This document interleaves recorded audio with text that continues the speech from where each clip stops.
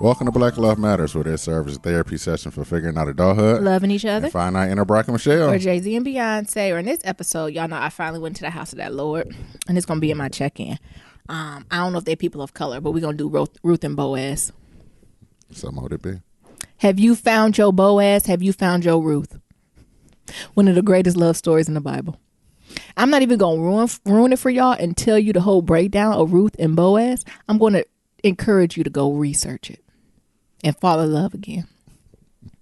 Niram, do you have something to say about the Ruth and Boaz love? I just know Ruth loved Boaz and Boaz loved Ruth. What? Is that all you got? And Ruth was something else before she met Boaz. She was. Actually, I'm going to talk about that in the check-in because that's what the pastor was talking about today. We're talking about pre-Ruth Boaz, between the time Ruth lost everything and gained Boaz. I mean, he ain't everything, but her season changed. How about that? AKA the story of Nyambi. You said I'm Ruth. I am not. You're trying it. You're trying it. Anyway. Who is you? I'm Niram. And I'm Nyambi. And this is episode 170. It's 170. Happy Monday, y'all. Hope you had a wonderful weekend. Yeah, be sure to leave a 1, 2, 3, 4, 5-star rating and review on Apple Podcasts and Stitcher, and follow us at all forms of social media at Black Love Matters. That's Black Men Okay. What's going on? It was a good weekend. I did things that brought me joy. I'm sure Niram going to talk about it, but we went to a nice happy hour Friday after work, and it was beautiful. Like, that's all we did. I appreciate it. And then Saturday we just hung around. Oh, Niram, we gonna talk about that fish fry place we went to. We went to this fish fry joint. I got a book. It's called The Little. Oh, Niram, where my book go? It's on the kitchen table, baby. What is it called? I don't know. Go get it. You silly. It's called A Little Life, and it is really good. It was off the recommendation of some folks I work with. It's thick as hell though. It's like 900 pages. Like, to the point where I almost put it back. I said, oh child, I don't think I've read a 900-page book since like Harry Potter. You know me, they got an audio book. Usually I kind of cap out right around the 300-400 page mark when we start, and this is double. So, but it is good. Like, it's telling the story of these 4 men and like their life and going in and out. Like, I'm only on chapter 3 or 4, but it is interesting. Like, I'll give them their props. And it's like the author is this Asian woman, so her characters are diverse. So it's like it's a white guy, a black guy, 2 black guys. So at first I was worried it's gonna be like a white novel because it's a white man on the cover, and I was like, but y'all know I'm trying to step out, read more things, fall back in love with literature. But this is good. It's really written well, right? Now I'm trying to now figure out how to get on a schedule with it, right? So Saturday I was doing this thing back and forth with Explained, Netflix. What is that? What it's called? Yeah, that's the one I've been telling you to watch. Go watch. So, and it's only like 18 minutes long. So what I would do, I would watch like one of them, and then I'll read for like 20, 30 minutes. Watch another one, read for like 20 or 30 minutes. Because sometimes I'm noticing when I'm reading, I'll just Doze off. get sleepy. And at first I was like, oh, it's probably because I'm doing it at night, right? Because I don't get up early enough to pre-read before I go to work. And during work hours, I just don't have time to bust out a book to be like, oh, child, let me get a quick chapter in. So by the time I come home, get ready, the time, like my half an hour, 45 minutes that I have to read is I'm laying in bed. Right. And it put me straight to sleep. It's not that the book is boring or anything. So I'm trying to work through that. And I went to church, and it was a blessing. How was the word? The word was on time. The word was not... I don't even know where to begin, right? Where do I begin, Nirams? From the beginning. So you got there. How was parking? Let's start there. Parking's easy. I found this new spot to park at. Okay. So it's like right next door to the church. So when church is over, I kind of can beeline to the other parking lot. I don't have to go through church traffic. Gotcha. So it was amazing. I able to hit it right on the other side. Okay. But that was good. Came on in, I came in about 5 to 10 minutes late, so I don't have to be there for all the singing. So I came in for the last little bit of the singing, and it was really good. Was your typical back of the church seat? Yeah, I'm sitting on the right side now. I'm getting closer. Oh. Niram, are you being funny? No. You didn't know where to begin, so I'm trying to help you out. You so silly. What songs they sing? I don't know. They were songs that were a little heavier, like about Jesus. Oh, I guess they always about Jesus. But like it was a little bit heavier. It was like a definitely little more Calvary ridden songs, but it was decent. Like, it wasn't nothing bad. My church don't overdo the music. Like, you can break it down to a T how they're gonna do. Like, they're gonna do 3 songs for praise and worship. Then we're gonna do a prayer. Then the pastor gonna come on. Before the pastor start preaching, they do one more song. Like, and it ain't a lot of extra ad lib. It's not like a Baptist church where if you get a song, you know, victory is mine. You know, that can go on for hours. Okay. Speaking of, Niram laughed at me when I started singing victory is mine because I lost 3 pounds. You know what I'm talking about? Victory is mine. Victory today is mine. I told Satan, get me behind. Victory today is mine. No, I told that way to get behind. Because victory is mine today. Niram just looked at me. He was like, how did you make that song go? I was like, that's a classic Black Baptist song. And that's what it's for, right? You can remix it any way you want. But anyway, back to church. The pastor, he was on. He back? Yes. Because y'all know when I talked to y'all before that he was on his Sabbath. And he believes in taking breaks and doing that type of stuff. And he should, right? So he was on Sabbath for, I think he took 4 to 6 weeks off. Oh, okay. He show y'all some vacation pictures? Yes. Oh. And when he came back, like he's like, you know, I'm refreshed. I was able to take my personal Sabbath, my spiritual Sabbath, time with my family, like to recharge. And now I'm here to fully serve y'all. Like I'm ready to jump in, be immersed. You know what I'm saying? For this second part of the year. Excuse me. It's something about it that I feel like I need to be over. Basically, my interpretation is he had to be overly prayed up. Yeah. And for him to have the energy, mental, physical, emotional, spiritual, he had to take a break. It's like the Holy Ghost version of booed up. Yep. Prayed up. Prayed. And that's how he came back too.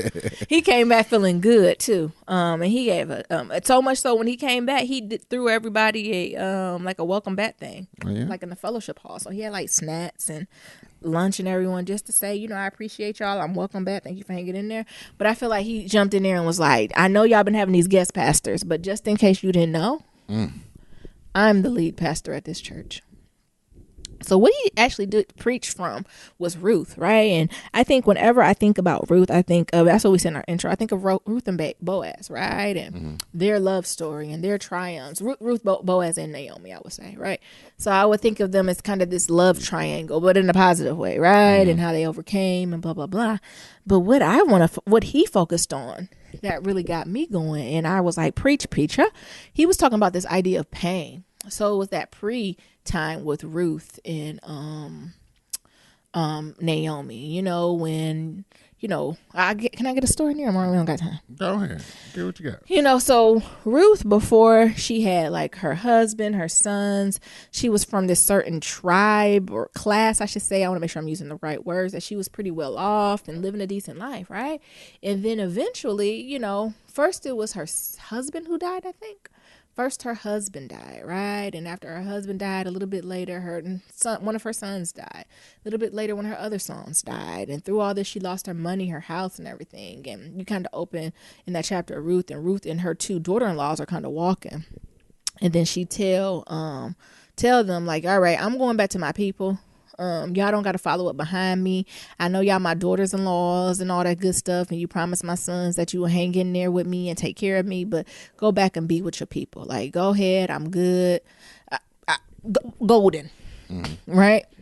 But one of the women, I forgot her name actually. I don't know if her name even Bible, was like, all right, sis, see you later. But Naomi ride or die. Naomi was like, I'm not going nowhere. I'm riding with you. We're going to do this together.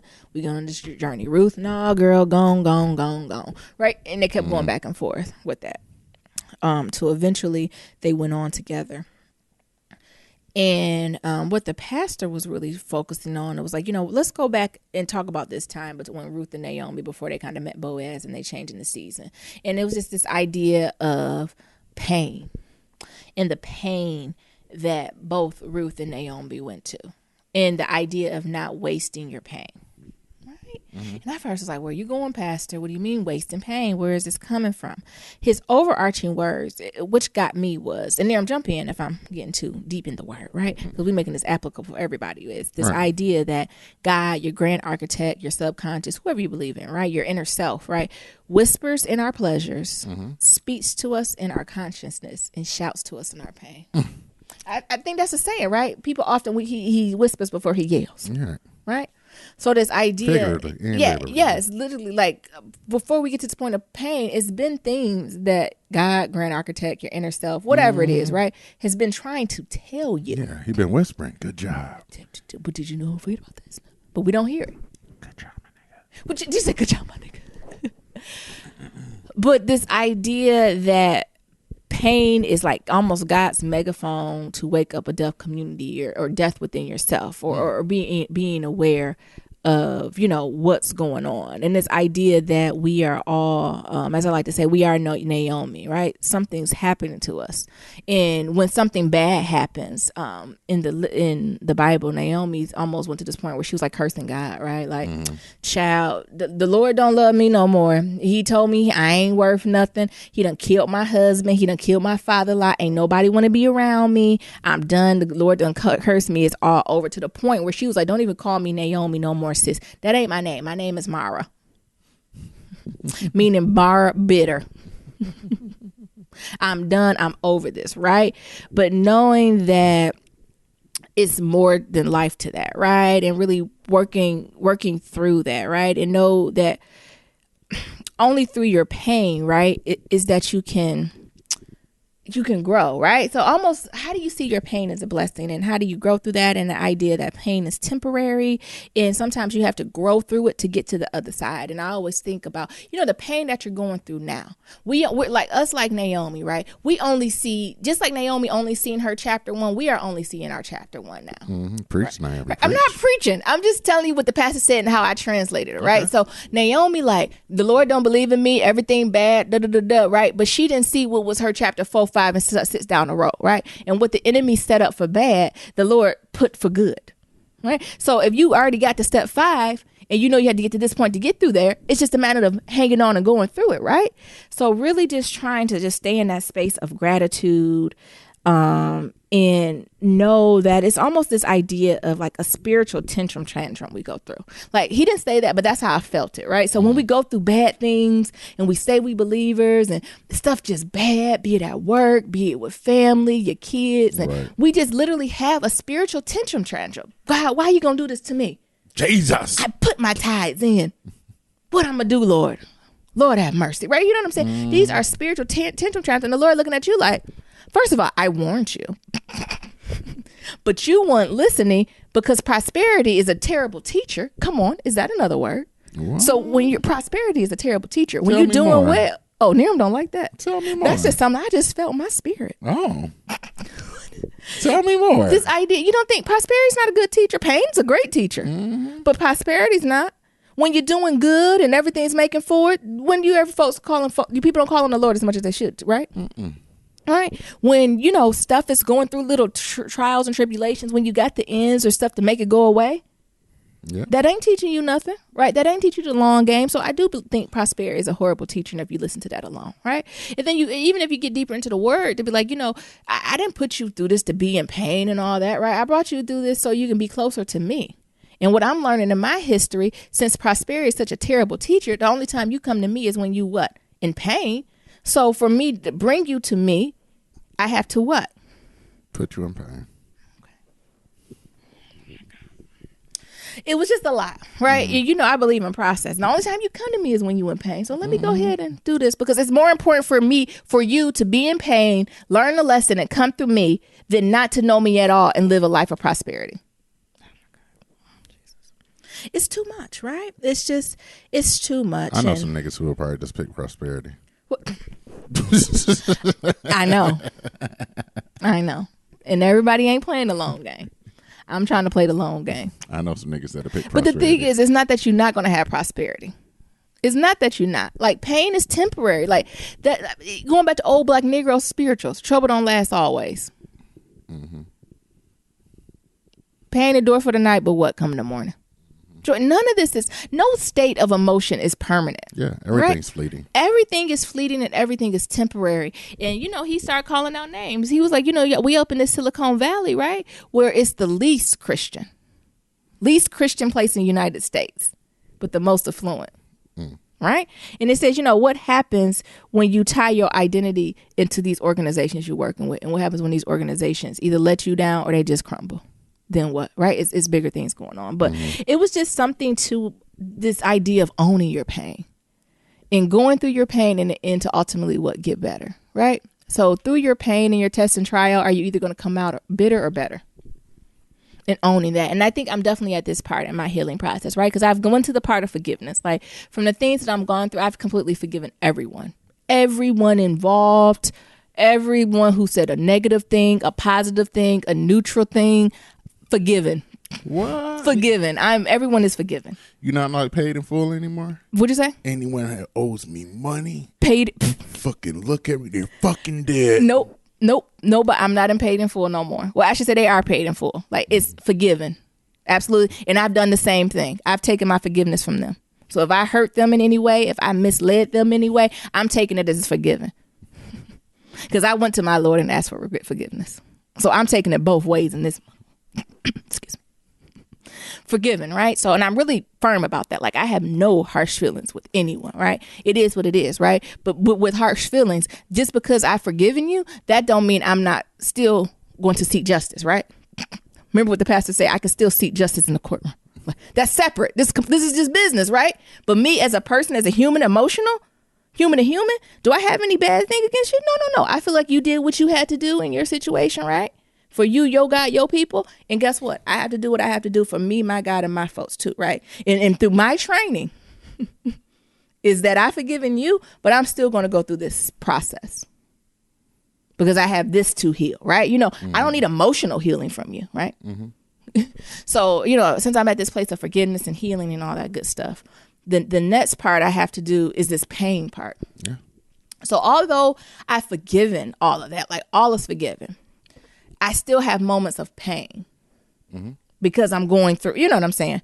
And that's why that really just connected to me, right? So are you going to use your pain as a source of bitterness? Are you going to use your pain as a source of being better?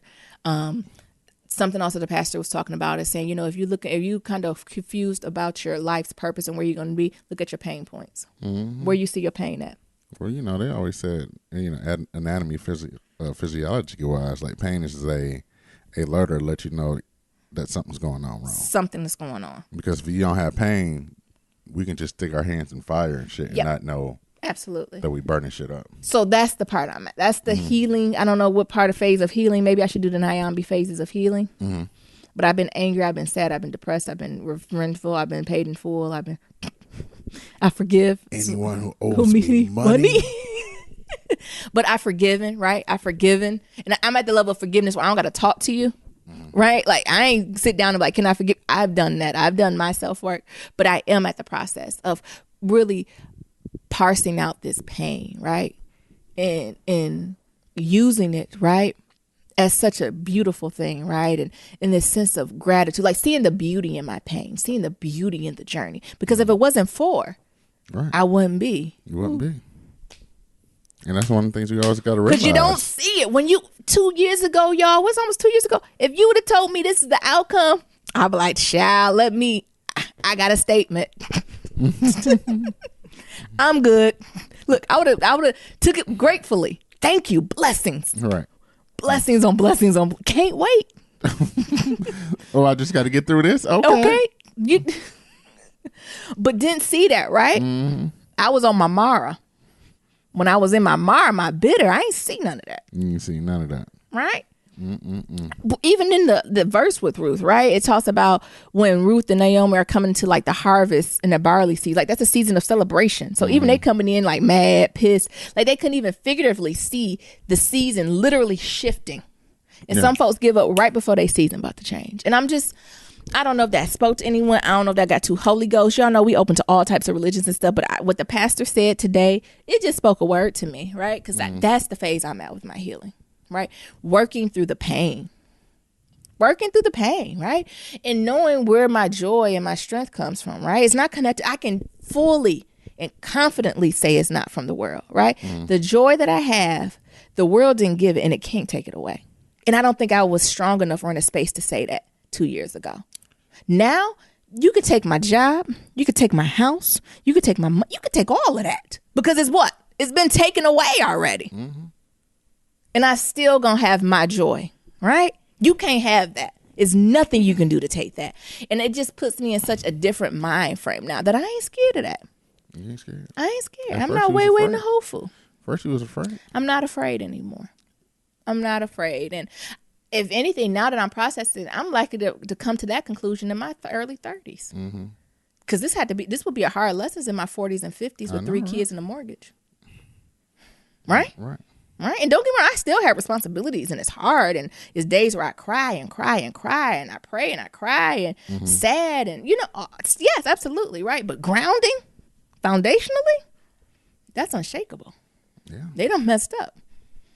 Look, they done messed up, man. But the Lord know, right? They done messed up what they done created in me because there ain't nothing they can do to take my joy away. Ain't nothing you can do. Look at Naomi. At first, I used to be worried about taking my name. You took my name. Right. But guess who's still standing? You. Come on. Come on. It's nothing you can do to me. Nothing. Invictus. Oh my. It's nothing. Master it's your nothing fate. You Captain can do to me that will shake me. Oh my. Y'all don't understand. I'm about to go through here and shout. And I want y'all to feel that too. It ain't shit they can do to you. Yeah. And they can be outside people. They can be fucking family. I don't care who it is. There's nothing that they can do to you. It can be your kids sometimes too. It can be your kids, your dog. Shout out to Desi. Because he tried me too. But it's something too that like this strength that I never knew I had. Niram. Okay, I done hauled it. Niram, do you have anything to say about pain? That you already said, but I think another thing like with that pain, especially with that story of Boaz and Ruth, it's about redemption as well. Like she went through all that, and when she met Boaz, like she had this sense of like being redeemed. And I think that's a lot of things. What happens with pain is that we see it, and it's like the worst thing that happens, and it's the worst feeling that we have. Yeah. But knowing that when it's gone, like we're redeemed. Pain is purposeful. Like that's my takeaway. Like except when you stub your pinky toe. Pain is purposeful. Even for that's telling you not to run into that no more, right? Shit. Pain is purposeful, and purpose is birthed through that pain, right? It's birthed through it. And and you want to know the funny part? We all going through it. And if you ain't went through it, just keep breathing. It's coming. Can't believe I made it. It's coming. If you ain't had it, you're like, I don't know what Nayan be talking about, or that ain't gonna be me. Just keep breathing, because the pain is coming. Yeah. But the rooting of it is just to hang on through the storm. Don't get caught up on that first chapter. Don't be Mara. Don't be like, call me Mara. But you also got to realize that the storm is there to like wash away shit. Ooh, come on, Niram. So, Deacon, Deacon, can you say a word to that? Oh my God, Deacon. We got a lot of. I'm not a deacon. With that, you was. What? I feel like you should be a prayer leader on that one. What was it? But it is the truth. Like the storm is there to wash away shit, and like it's bad and it's thunder and lightning and all types of shit. But when you go out there, it be different. Birds be chirping. True. The grass smell a little bit different. The flowers smell a little bit different. This me. I argue. Right. I wasn't going through the storm. I was the storm. Shit, your car a little bit cleaner. Come on. Just saying. Use your praise as your weapon. I don't even know what else to say. Pain is purposeful. It's purpose through pain. I'm going to end with the quote the pastor, I said at the beginning, the pastor kept saying, the Lord, grand architect, your inner conscious, whoever you believe in or don't believe in, whispers in your pleasures. He speaks to us in our consciousness, and he shouts in our pain. What is your grand architect telling you now? Where you at? Nero? Well, how are we supposed to move on through that? I don't know how I'm supposed to. I almost feel like the end. Well, on that note, we'll talk to y'all later. No, shit, I almost feel like Joe Budden. So every time they get to a deep topic, they play a song in between. What, something. We need a transition because I don't even know where that came from. That wasn't even on my spirit. But I feel like if it touched me, it got to touch one of y'all out there too. Because I know I'm not the only one who has been reborn through some pain, right? And going through these stages of healing, because healing is stages, right? So I just want folks to realize they're not alone with it. Absolutely. So I guess I can talk about some of the other stuff we got going on. So we had a little date night on Friday. We went to a nice little happy hour. ate some good food as usual. Had a good little drink. Had some good conversation. We just had overall good time. Ate some ice cream. I done went to this fancy ass ice cream place. Oh, it was good. It's like, was it like the Thai Road ice cream? That's how I know I'm poor. Because I was excited about this shit. It ain't new. They just poured cream in front of me on something that was frozen and beat that motherfucker up and rolled it up and put it in But it was good, though. It wasn't as heavy as other ice creams.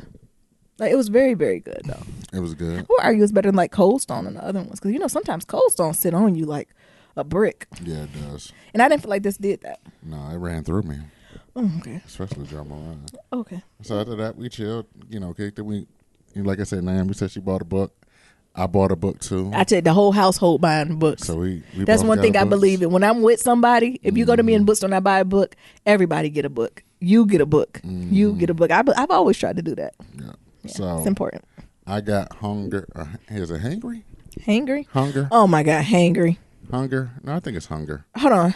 Hangry when you're mean and hunger? Yeah. No, I think it's hunger by Roxane Gay. Oh, hunger. I thought you meant hangry. No. Meaning like you're ready to eat and no one will feed you. Like a baby. Because Nerum gets that often. You do too. Not to the point of Nerum will be like, I don't care what we're doing. I don't care how much the Uber Eats costs. Get some food. I don't care what the surcharge is. I don't care. It. 20. Pay it. So that's what I thought you was trying to say. No, it's called hungry. Yeah. No, hunger. Hunger. Damn. HUNGRY. By Roxane. No, it's no R. It's hunger. Not hangry. Not hang. Jesus. Hunger. Start over. Don't put respect on Roxane's name. It's Hunger by Roxane Gay. And, you know, I bought it because, y'all know, I'm all about just having, like, real life shit. I can't really do a non-fictional book. Fiction, you mean? Yeah, fiction book. I need some shit that's real life based in. And I like the complete opposite. Shit like that. So I picked that up. I also picked it up because, you know, I'm also working on my memoir for, like, my running stuff. So, and I need some inspiration. So I picked it up. It's pretty interesting so far. What is it talking about?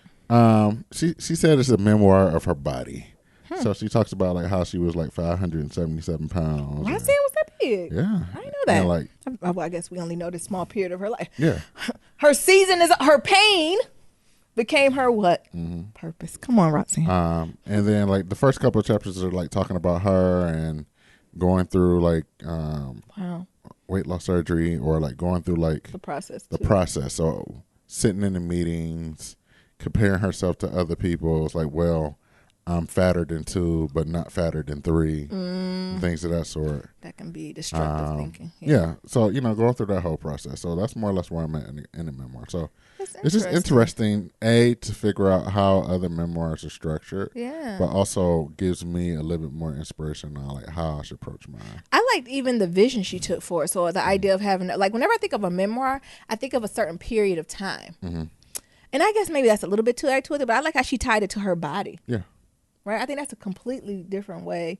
Or maybe not. Maybe I'm just not versed in the memoir literature to know that's how you do it. But that's like, it made me like, once I finish my Bible I'm reading, my sonnet, that's 800 pages, I actually might pick up your book and read that. I think it's interesting because like, I think the first couple of pages, like that's one of the things she was talking about, like how most like weight loss memoirs and things of that sort. She's like, you won't see me on the cover standing in one pant leg. Yeah. You won't see me in an inspirational mountain or things of that sort.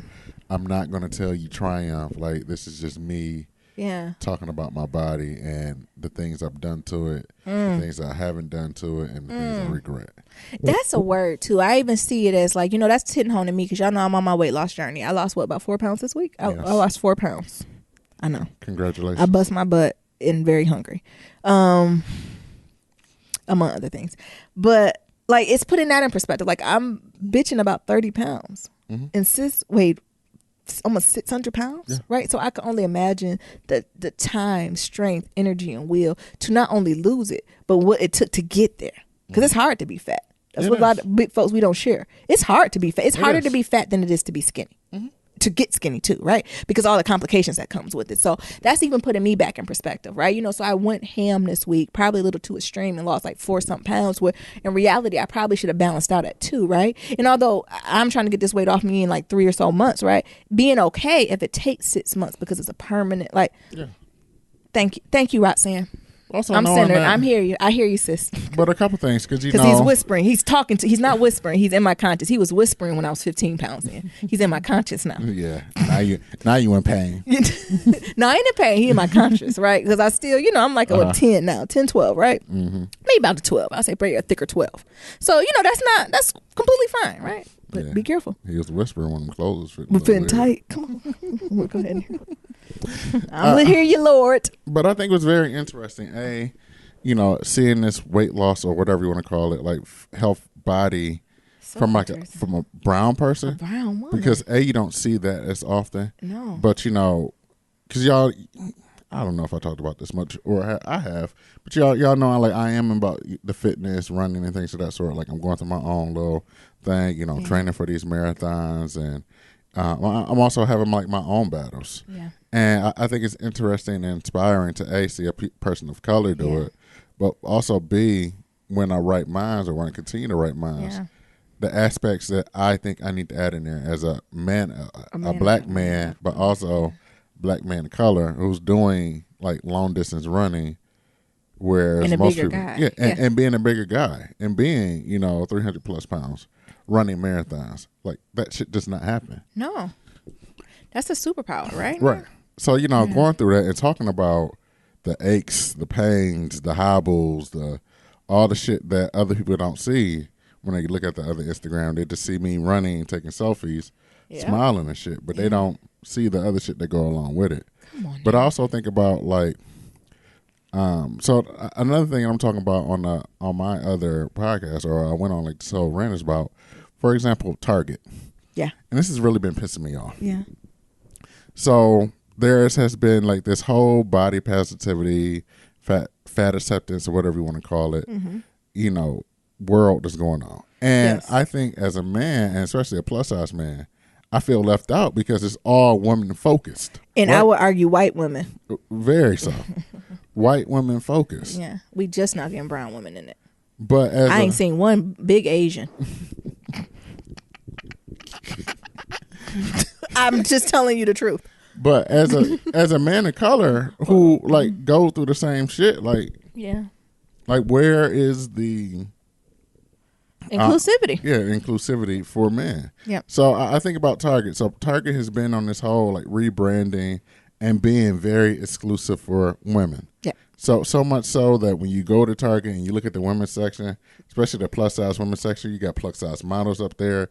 You see the white ones, you see the black ones. Yeah. They got that Ava and Viv brand. Mm-hmm. They workout clothes go up to like 4X. I think I seen some workout clothes in like 4X. I think it's a little bigger than that online. It might even be bigger than that, right? Yeah. And you go to the men's section and you just see skinny ass Johnny smiling.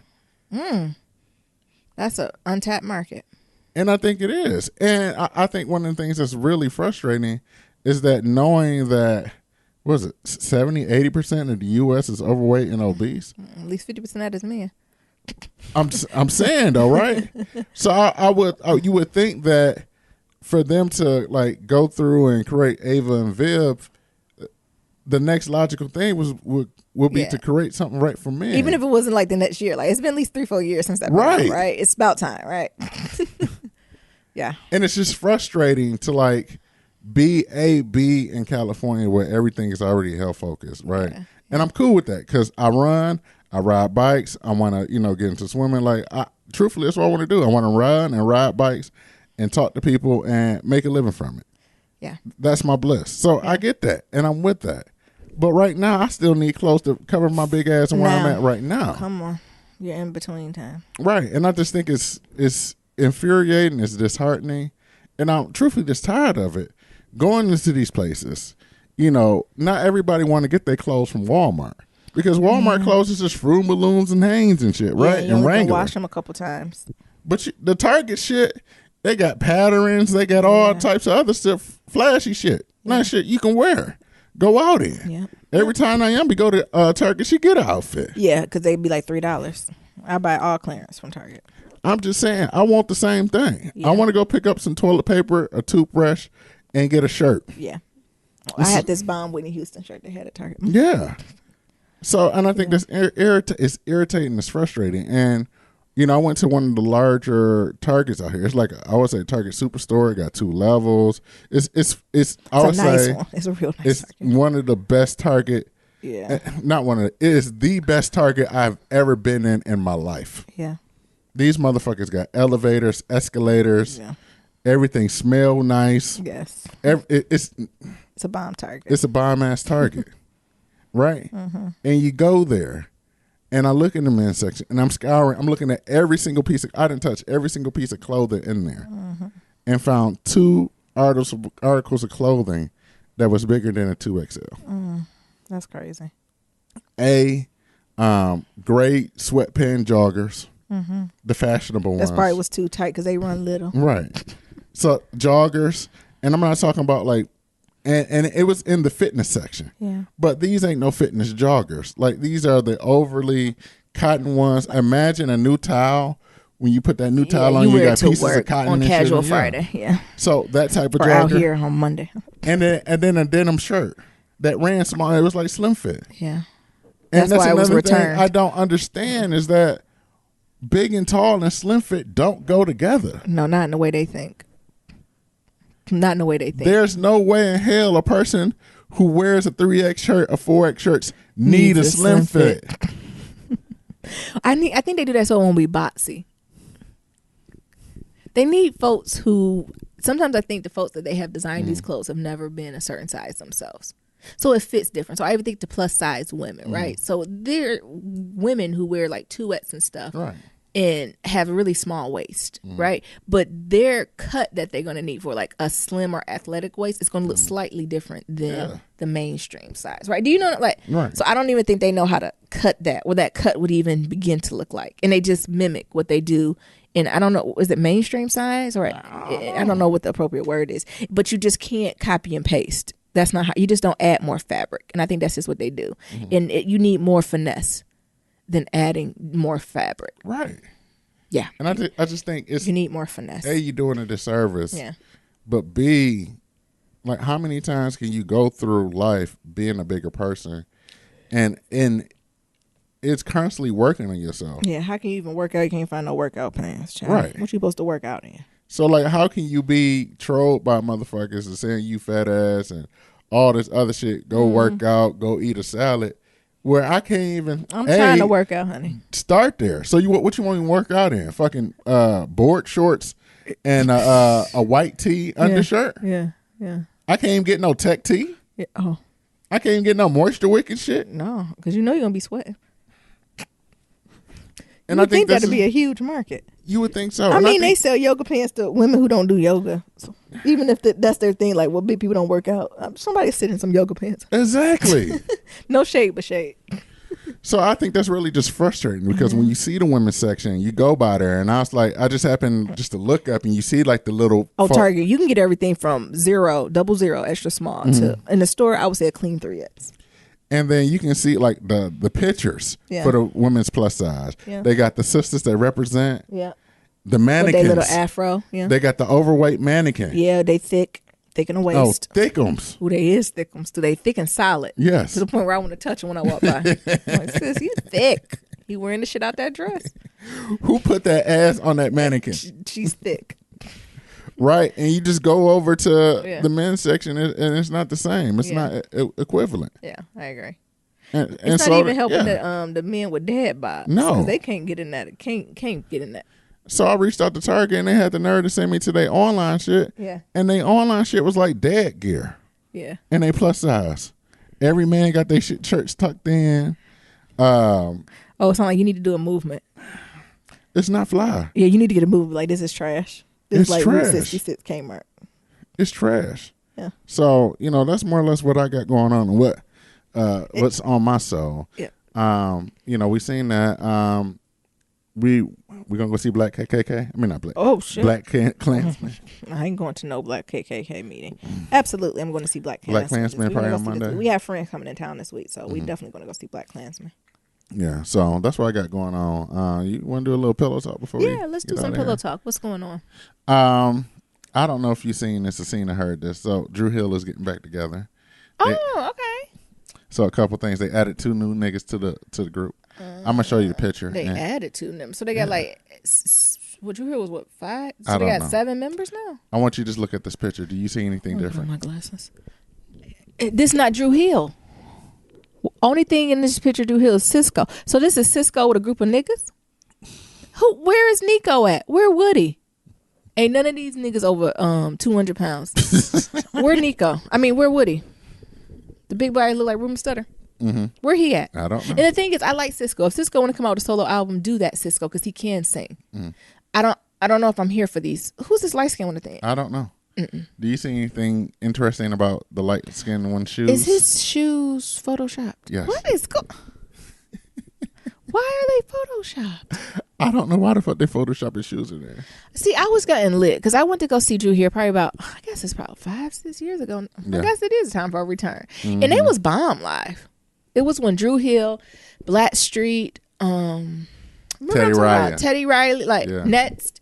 They did like a whole concert seat, and the tickets was like $25 on Groupon. Mm-hmm. When I tell you that concert was so good, I went with a group of friends, and it was amazing. But I don't know who this. And the thing is, they sound like they did. They said Drew Hill includes now Smoke, Black, Cisco, Nokia. Oh, where he at? And Tao. I don't know. Did Nokia lose weight? Do any one of those look like Nokia to you? That I think this is a lie. Nokia lie.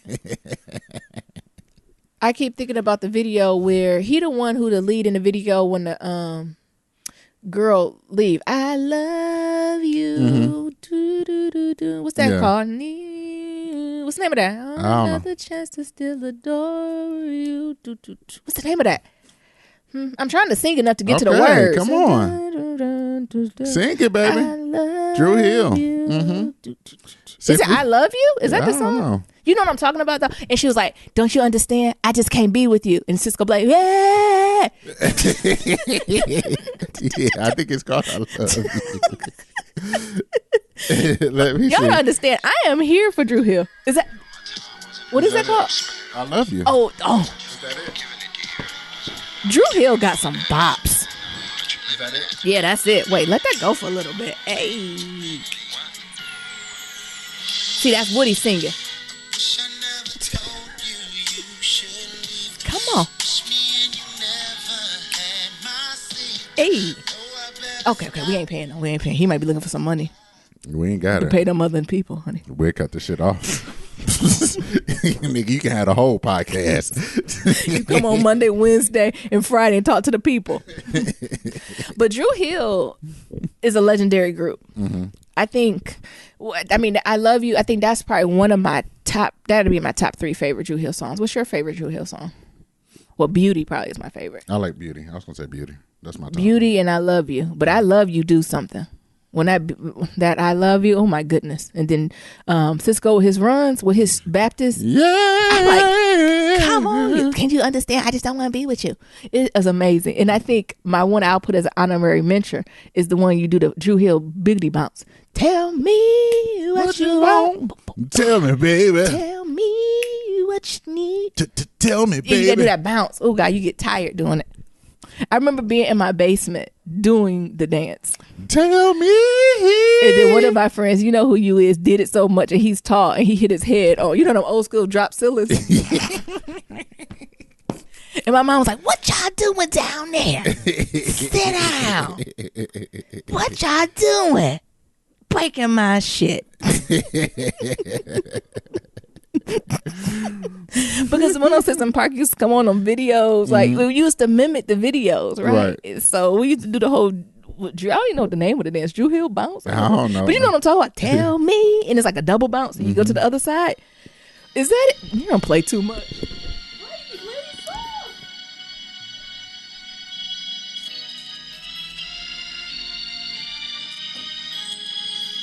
Come on, y'all. Y'all know it. Bounce. Hey. Everybody get up and bounce. This the workout. Hey. Oh, wait, dear. What? Tell me. Tell me. You still bouncing. See, everybody done gave up. You still supposed to bounce through all that until you go into the verse. I'm bouncing. But so Beauty's your? Yeah, Beauty. I don't know. I'm going to have to hear them live to make sure it's the real Dru Hill, because the ones I heard him 5-6 years ago, like it was all the original members. Because then Woody go Holy Ghost, and he like came back, and they took out some of the sets for him to, because he gets, the thing is, Dru Hill, the whole crew could sing. Right. Cisco was just the most forefront, right? I think his personality just matched his singing voice, and the rest of them like wasn't on 10, right? Or that Nokia, I don't know. He seems like he liked the spotlight a little too. But the thing was, all of them could sing, right? And all of them can sing in their own special damn way. And if y'all don't know about Dru Hill for the kids born in 1995, just go to Spotify or somebody and just do a Dru Hill mix and get your damn life. Yes. So we'll see how it sound. If Cisco done trained him up good, like Matthew knows, I might go see him. And the tickets under 50, I'll go see him. Oh, near him. We didn't make it. I'm going to see Queen Anita Baker in Oakland. Oh my goodness. Ooh, do, do, do, do, you ready? What song you gonna hit for Anita? We so unfocused this Monday morning. It doesn't matter. She another one. They all hits. Sweet love. What you say? We're going to see Anita. Hey, I'm definitely getting a cup of brown juice and rocking the whole. I'm not sitting down the whole concert. Boom. That intro instantly takes me back to my childhood. Hey. Just let her drop the first line. Hey. That's it. That's all they get from Anita. What? That gave me chills. She get up on there and come and sounding that good, I ain't gonna know. I'm gonna just start screaming. You know, like the people used to do for Michael Jackson. Yes. I'm gonna just start screaming and crying. I'm gonna just start screaming and crying. You remember those videos? Yes. Like Michael Jackson to just come like do his pelvic thrust and put his hand in the air. And there's people like, and they just start crying. And they faint and shit. And Anita, she gonna come on and drop that beat. And I'm just gonna fall on the ground. You gonna faint? I'm gonna faint. Neon Breen smelling salt. But Dru Hill, okay, we'll see. You know, I'm a little scared because it ain't the original members. Or like, even if he added other folks, could you at least keep the majority? Mm-hmm. Now I'm only seeing Cisco. It's only 1 out of 5. He say Nokia in there. I don't see him. Not in that picture. Maybe they photoshopped him. But we'll see, because them boys could sing. I don't care what nobody say. It wasn't no bad Dru Hill albums. Mm-hmm. So, all right, what else we got? And good black news. Yeah. Leslie McSpadden. Oh, my girl. Mm-hmm. My brown mama. She announces to run for Ferguson City Council. For you, sis, and do it with a shaved head, with a swoop. Mm-hmm. Good for you. Pain, right? Pain. Purpose, finding purpose in your what? Mm-hmm. Pain. Pain. She came through this storm, right? And decided to be better and not bitter. And she had all the right to be bitter and angry. And she had all the right to be Mara. Yes. Oh, she had all the right to be Mara, right? So, yeah. Come on, sis. Congratulations. She's doing it. I'm so happy for her. All y'all niggas in Ferguson, go vote. Y'all better vote. Can I vote? Shit, I might go get my driver's license in Ferguson just so just I can vote. Just temporarily. You know, I'm going to go there and say, I lost my license. Can I get a new one? Or I just moved here. Yeah. Where you live? Get a license and then move back and say I lost my license. Y'all better vote for. I don't know if we got listeners out in Ferguson or that area, but that's everybody. Y'all got to get equipped. Can we do an online voting registry? I don't know. We need to get folks ready. Right. Because voting is started. Already don't worry about Nyami Neerum. We got my appointment set up at the DMV at the end of this month. Oh shit. Put it this way, the wait so long, it was a 45-day wait. I don't know what y'all do in California, but that's fine. My name's on the list. I am on that roster with plenty of time before the main elections come. But everybody need to be doing that, right? Like, get ready, y'all. It's some shit popping. This election season is critical. I'm going to need everybody to vote. And even if you're mad, you don't want to vote, tune into the podcast. I'll tell you who to vote for. Don't vote for you. Vote for me. If you don't think your vote count, fine. Right. Give it to Nyambi. Can you just vote for me? And usually I'd be like, vote, do your research. That's usually very me. Fuck that. Do your research. No, don't. The closer we get, we'll let you know. Ain't no research in this. This is who you can and can't vote for. We're really not voting for any Republicans this season. I don't see any Republicans making a cut. Just being transparent. None. Y'all remember how I was talking about how the Black Caucus. I was like, the Black Caucus usually put out like who they voting for. Yeah. They ain't got none of that shit. Yeah. I think Black Love Matters podcast needs something like that. We the approved nominees for Black Love Matters. Because I used to be like, sometimes you have to look at the Democrats and Republicans. No, not this year. No Republican get voted for me because they're still standing behind that fucking president. So they're automatically off the list. Now we just have to critique the Democrat and Independent Party. Yeah. Like, I'm done, right? I'm done with the Republican Party as far as the next election goes. We're all set, right? We may have to wait a few years to bring a new crew of them in and still look at them crooked. But still, no. I like that, though, Nira. Maybe for the big election, we do the Black Love Matters approved. What do we call it? What's the political way of saying it? I don't know. I need to see how the Black Caucus did it. Like the folks that we endorse or something like that. Yeah, endorse candidate. And we'll do it for all the states too. I ain't here to play. Right. We'll tell y'all who to vote for in every state. If y'all ain't got no time, I did the research for you. Because usually I'm like, do your own research. Right. Not this year because you niggas can't handle that privilege. Look, we got a librarian on deck. Tam, I know you listening. Go ahead and get it started. Multiple librarians, okay? Nadifa, I know you listening too. Go ahead and get this shit started. We're going to need help because I got to figure out who to vote for in North Dakota. Because we can't let this happen no more. All right. We got something else? Just something briefly because in the middle of this, like preparing for the podcast, the white civil rights rally is going on right now. What the fuck is that? What? Unite the Right Part 2. Unite the White? Yes. What is it called? Unite the White? What is it? White Civil Rights Rally. Okay, so help me to understand. I'm seeking to understand, leaning into discomfort. This is a group of white people who believes that their civil rights have been violated. Yes. By white people. I don't know. Look, this is me. This is how white people must feel when we be talking sometimes. So, what's happening? So what is it? So, I guess it's the anniversary of Charlottesville. It is. I didn't even want to acknowledge that shit, but yeah, it is.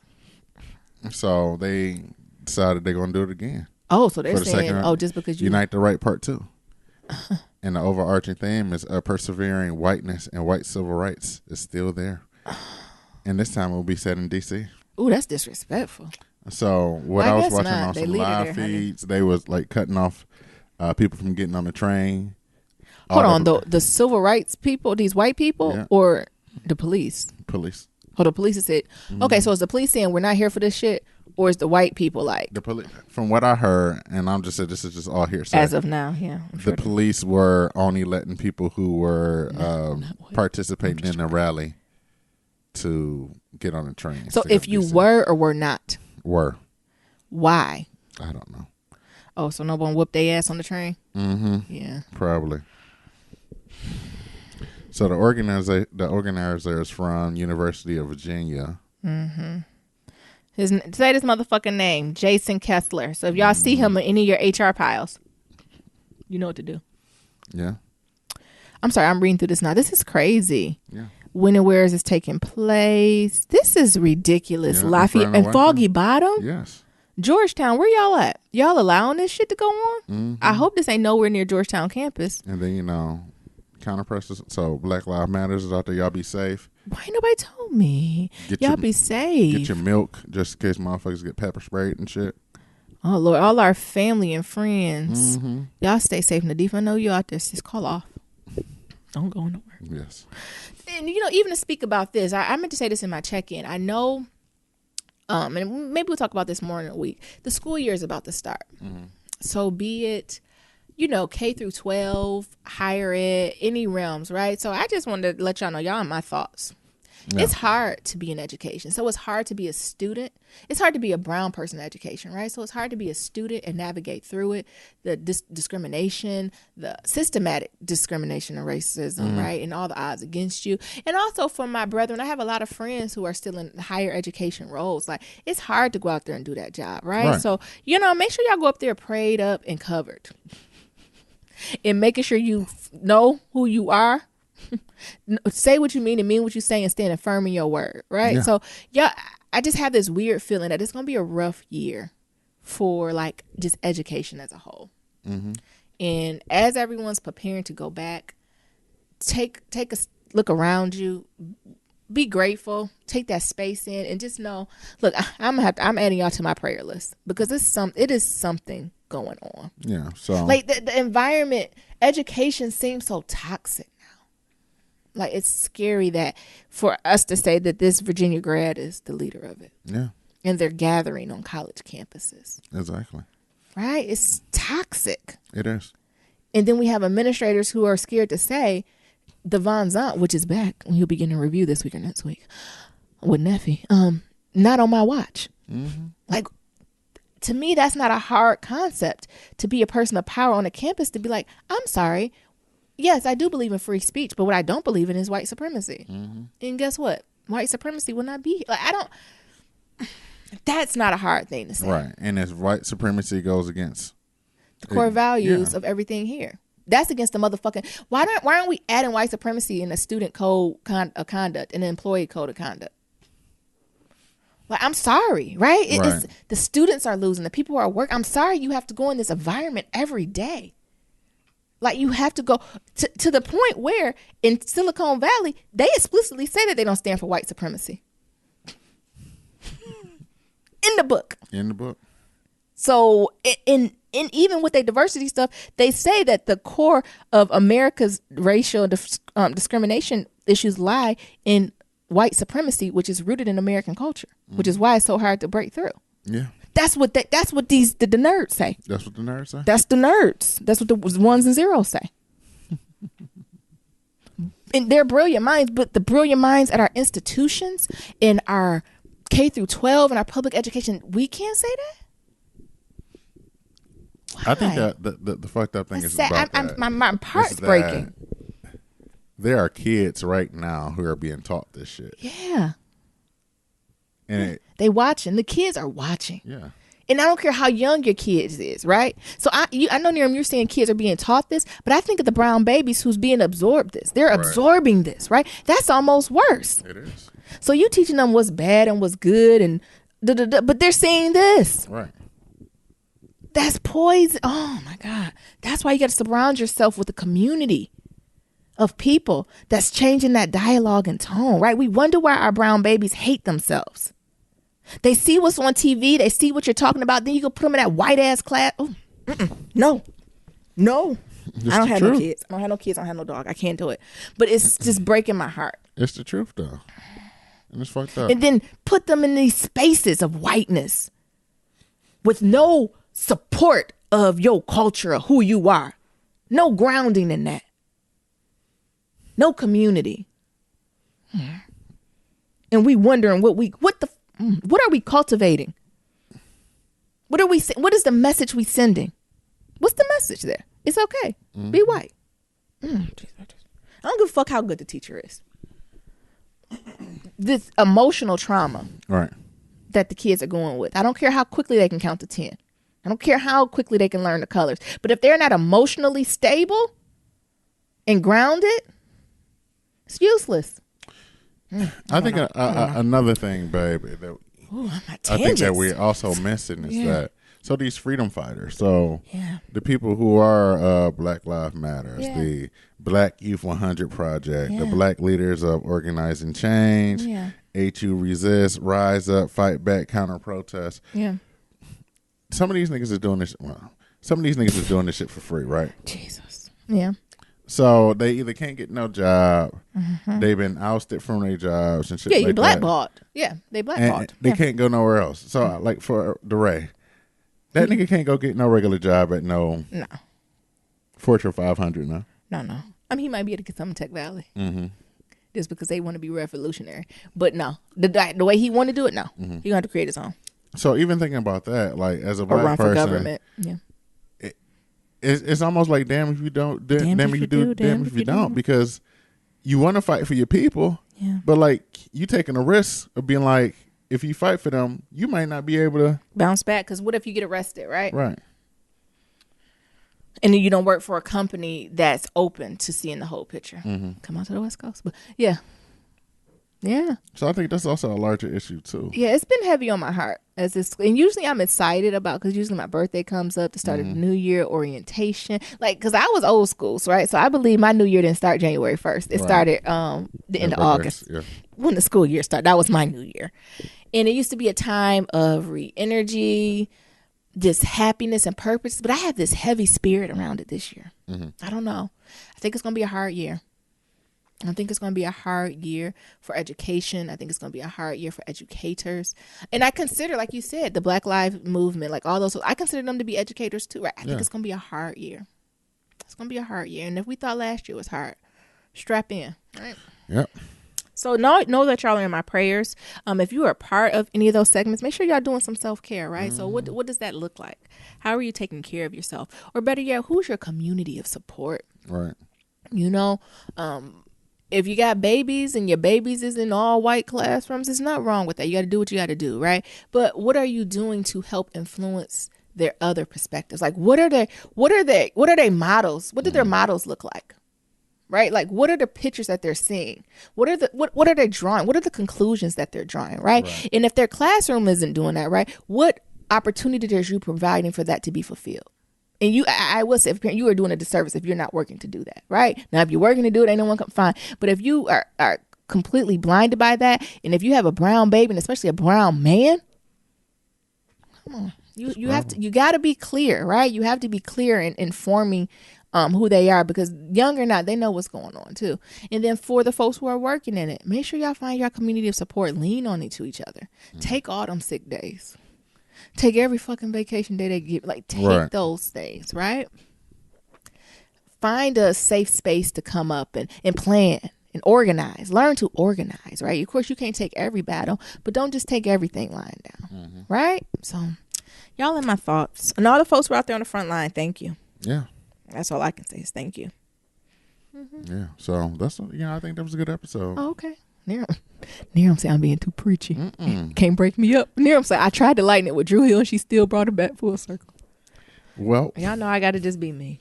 To submit your black love story, where y'all niggas at with the black love stories? Yeah, black love story slacking. Okay. Shoot, go on ahead to blacklovematters.com/love story. To submit a question for Kitchen Table Talk, shoot us an email at blacklovematters@gmail.com. To leave a comment about anything we talked about today, hit us up on that website, blacklovematters.com, SoundCloud, or leave us a voicemail at 508-784-1111. That's 508-784-1111. Talk to y'all later. Remember, love is ever evolving. Peace.